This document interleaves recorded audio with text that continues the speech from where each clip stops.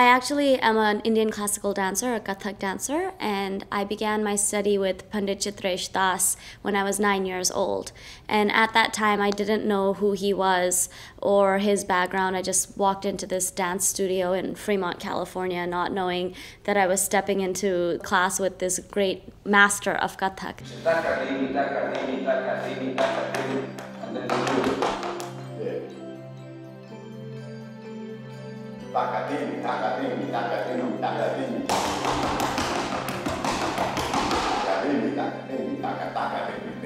He tried to come at me with some of the main ideas and philosophies of his style.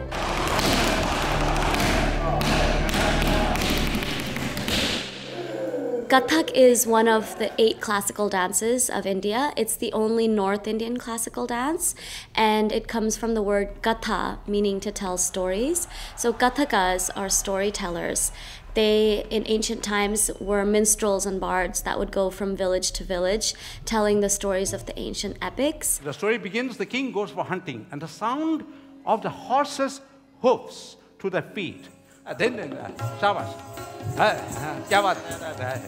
The king.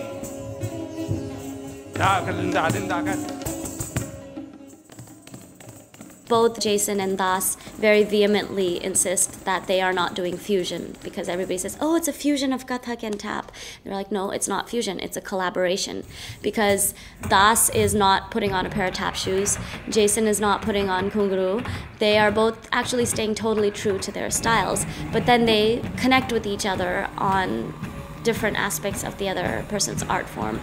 They are living, breathing, sleeping, whether it's Kathak or tap, and they're always out there trying to educate everyone around them. I remember in the beginning when I first met Jason, he would just have his iPod and show me videos of the old tap greats, and I just hanging out with him at a bar. I learned about some of the greatest tap dancers of tap history, and that's kind of the similarity with Das as well. He's always educating people around him.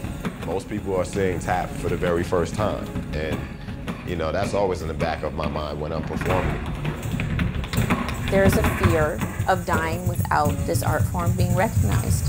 He pushes himself to the edge to get this art form out. India Jazz Suites is, I think, the perfect example of the ultimate cultural exchange, because you have 2 artists from 2 different parts of the world, India and America, different generations, different art forms, yet they come together through their art. So it's a perfect example of how it doesn't matter sometimes, what part of the world you're from, but art or music is something that can bring us together. And I think if we actually embraced our differences rather than just acknowledging them or accepting them, that you can actually sometimes come up with something bigger and better than what you had originally even conceived. Namaskar, my name is Antara Bharadwaj, and I'm the producer of Upaj Improvise. You are watching AfroPoP, the ultimate cultural exchange on World Channel.